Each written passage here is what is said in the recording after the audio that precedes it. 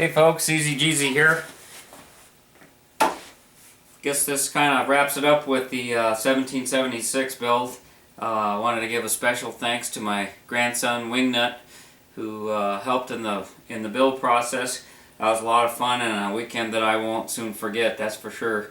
We had a lot of fun that weekend, and I encourage you to get somebody and show them a little bit about whatever it is that you do or whatever it is that you know about. Take them to work with you. Show them how to work on things.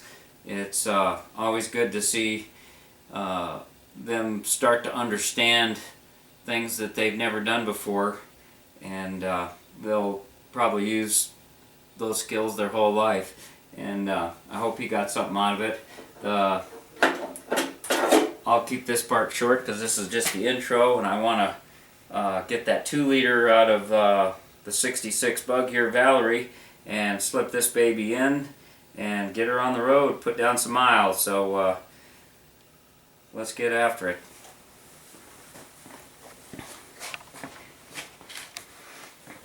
Alright guys, continuing on with the 1776 assembly.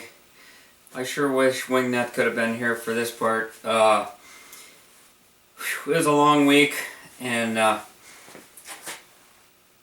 did do my initial 20-minute run, cam break in, readjust my valves, change the oil. Real pleased with the way it turned out.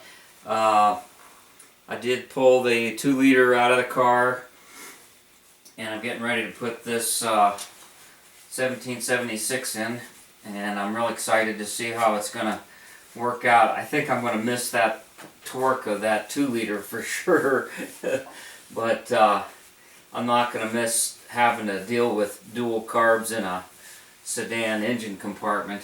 Cadrons aren't so bad. It's easy to get to everything, but when you run those dual throat carburetors and you get issues, it's really a pain. But anyhow, we didn't get as much snow as we thought, and I was putting the final tin work on this. Since this engine is probably going to stay in the car for a long time, I hope, I had to take some of the tin work and the thermostat bracket. I can't find my thermostat bracket. Had to take that off, and the difference, I'm not sure exactly what the difference is between the 2-liter and this block.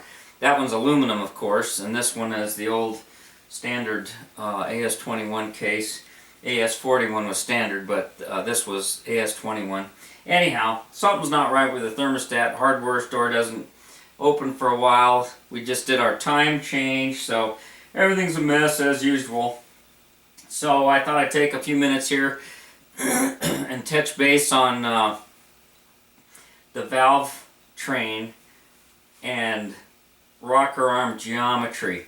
Now, believe it or not, since Wingnut was here last weekend, I completely disassembled this engine because I had some issues. I added too many spacers under the cylinders. I forgot the original 45 thousandths that was in the cylinder,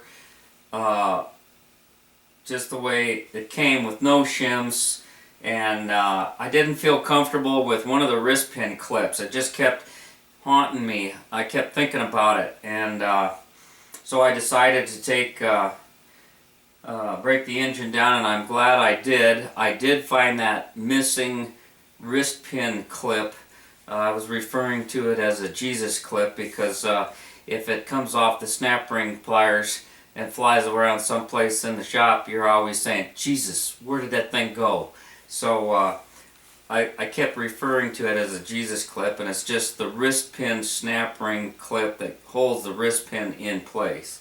Goes on the side of the piston. So I did find the missing wrist pin clip, and I wanted to take those shims out, and I ended up with a 6:9 compression ratio overall, and I was having trouble with the rocker arm geometry because having the cylinders shimmed out, that would in theory, make your push rod tube shorter and too short. But I had some things I was going to do on the rocker arms, and I'll show you what I ended up doing here. Hey, Froggy. Froggy's been hanging in there with me. We got him a nice little box all of his own, and he's got that little backpack with the he's carrying a 13mm wrench for me now. Appreciate that, Froggy. And he's happy in his little box. He's been out hopping around in the snow. It was pretty cold today. But let me get you off the stand here, and we'll take a look at these rocker arms. And thanks to whoever's hanging in there. I know this has been a long build, but I'm trying to do it a little more detailed than just showing it running on the stand when it's done. So what you notice here, unlike the stock adjusters, I've got these swivel foot adjusters. Now these are they're aftermarket. They're similar to the style Gene Berg used to sell, except instead of having the Allen wrench, you use a screwdriver in it. I much prefer the Allen wrench. But underneath the rocker arm assembly, there's the pads. I ended up having to add shims under there to get the rocker arm geometry right. And by having it right, when your rocker arm's adjusted, and if your valves are all the same height, you should have a few threads showing above your nut. And that just wasn't coming out right. I tried several different combinations. I have these other type of adjusters that have what they call the elephant feet. It's a ball with a flat spot on it. Those things drive me crazy, but I do have some.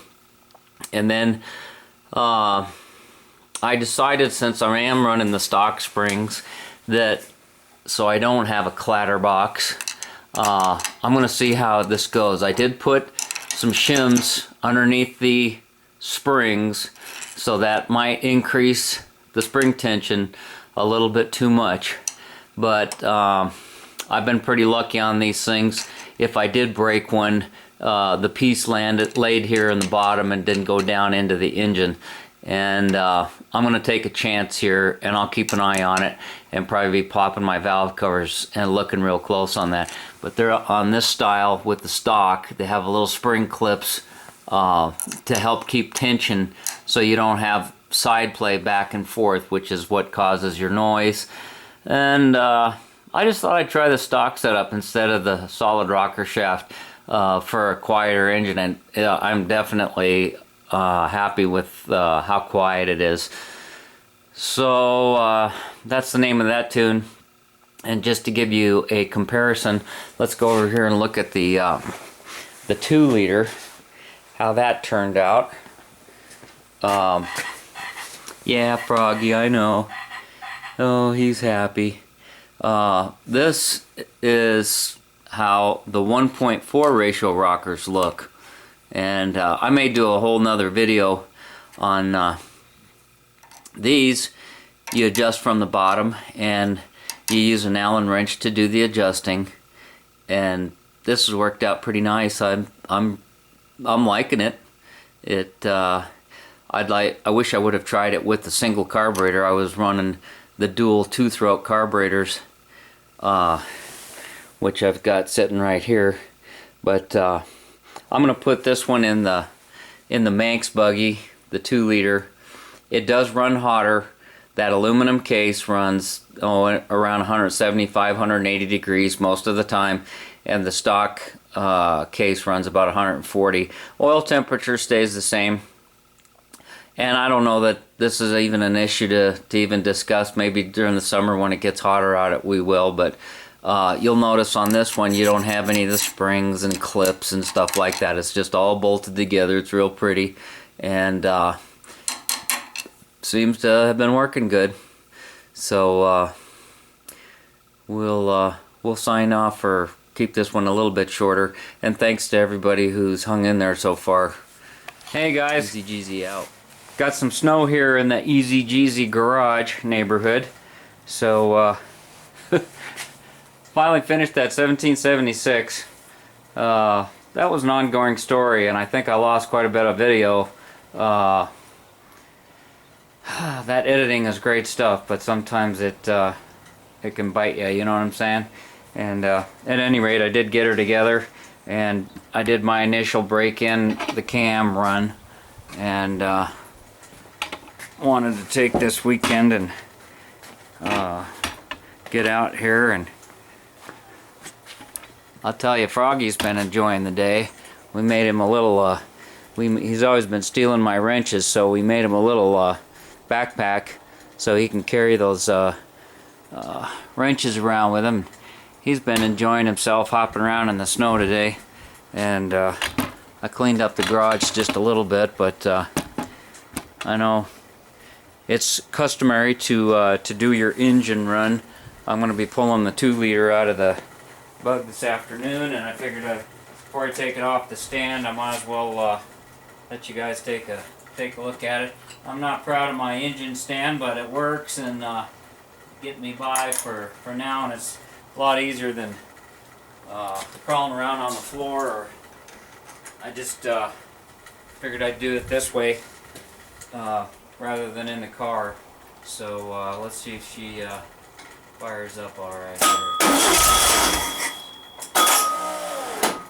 Starting motors, one of my old ones, so it's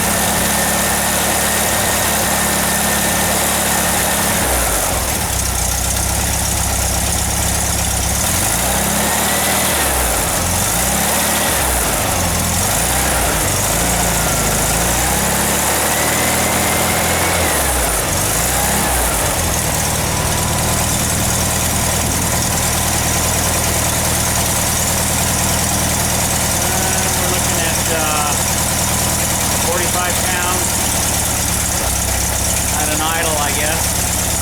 That's with 10W30 motor oil. It's not warmed up, of course. I'm sure it'll drop once that warms up. But it's got the bigger bazooka exhaust tips on it. It is a 1776. I did stick with my plan. I put a stock cam in it, and the compression ratio calculates out 6.9 to 1. And I'm very pleased with being able to run a single carb this way, or have the option to run dual carbs and a modified exhaust if I choose to. But for simplicity in the wintertime and having a good, reliable, should be able to burn regular gas, especially at the altitude I'm at. So,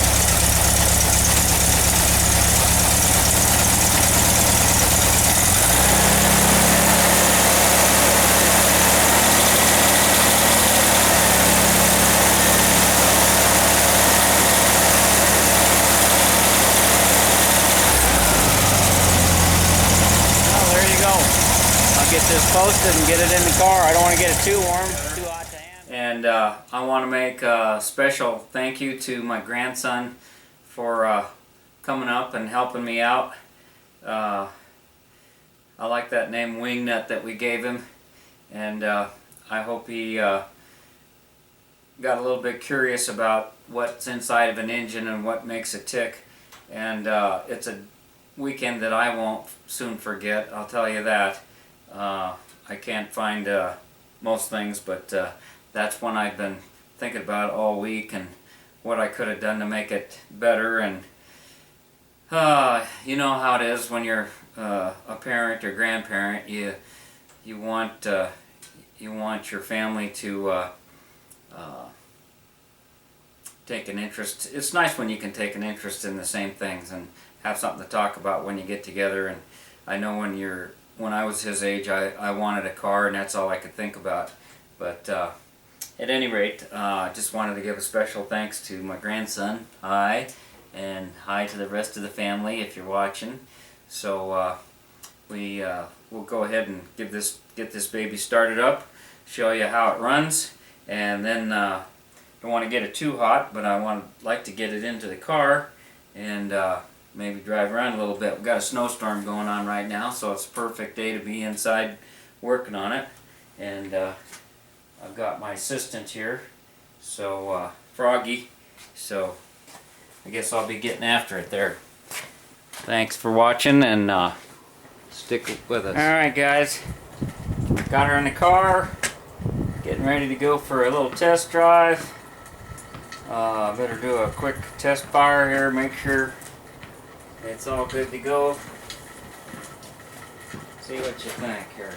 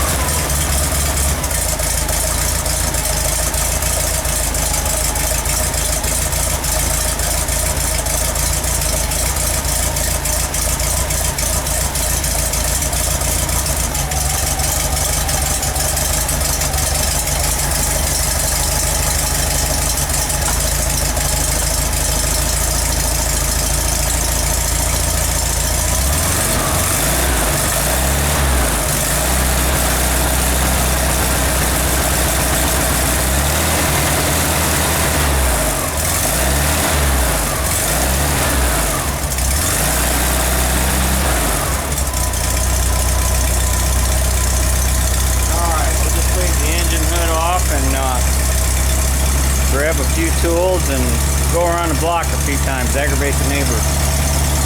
Doesn't sound too bad. Not that noisy.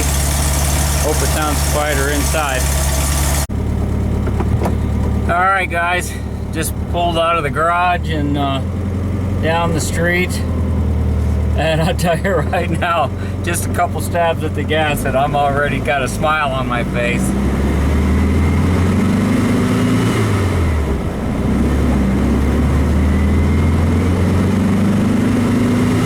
So much quieter. I love that.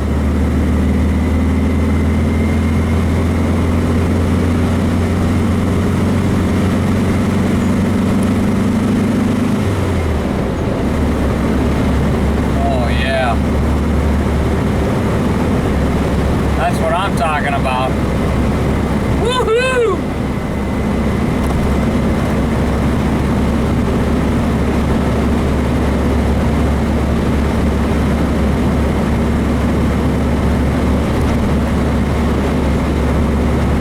I guess we'll do a lap around the lake, all right?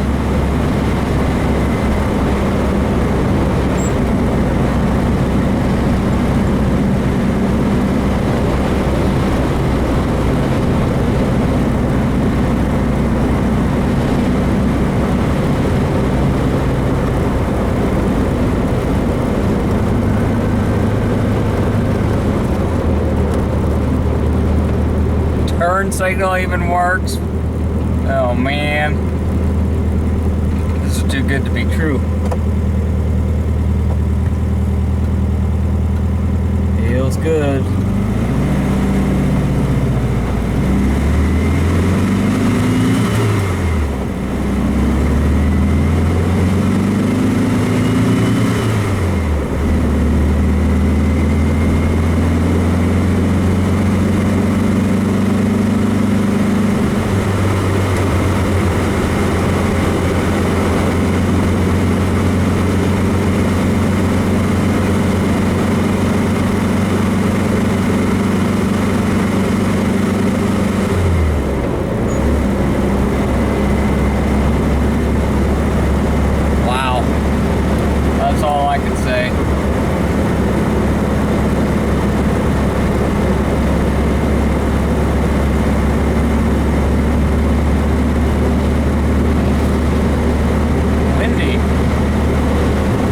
my snow. I thought we were going to get 10 inches or more.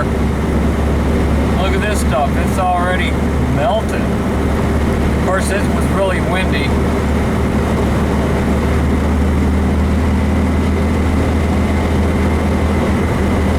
Oh, yeah.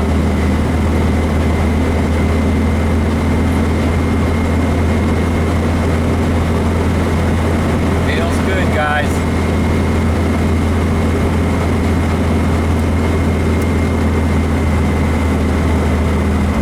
It's not quite the 2-liter, but that's all right.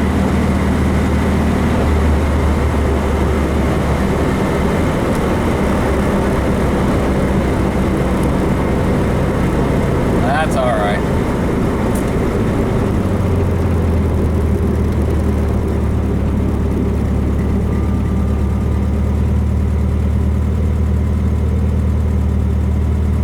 Tachometer's acting pretty silly.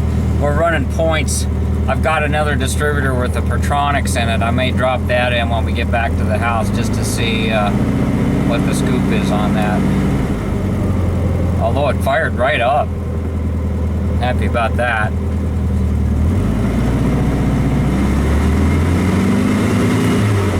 Yep, this is the first couple miles with you guys.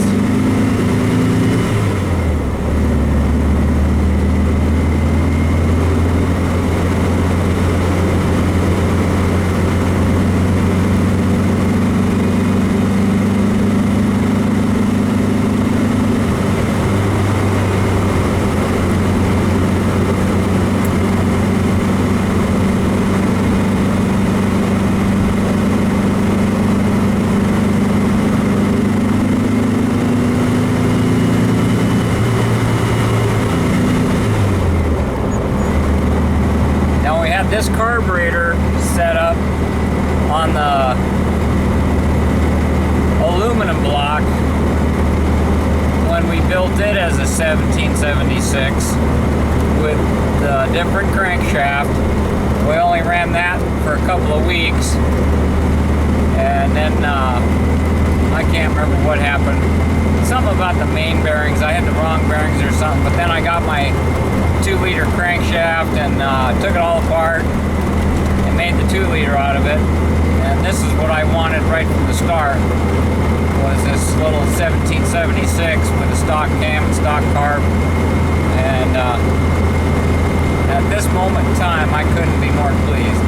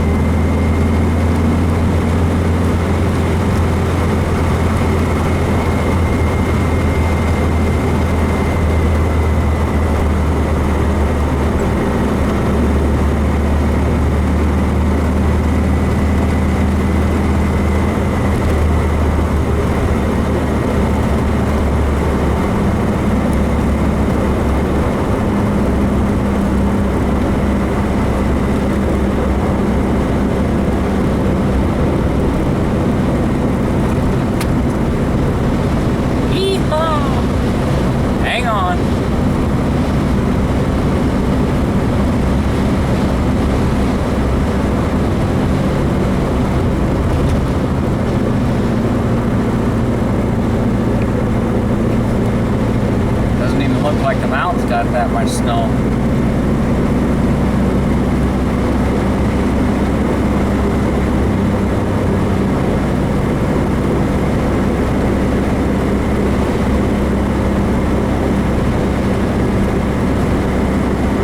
That's where we were the other day, up there on that snow, except it was windy. There wasn't about like down here in town. There was some snow, but most of it is blown away. It looks like it's pretty windy up there right now.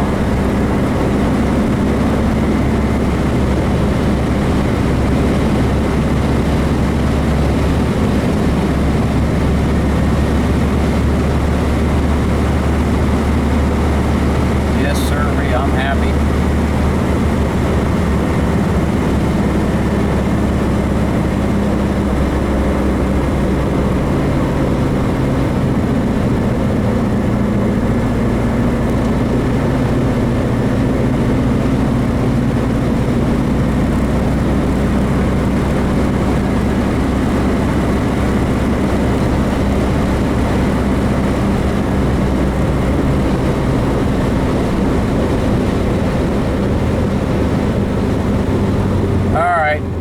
shut you off for now. Easy Jeezy out.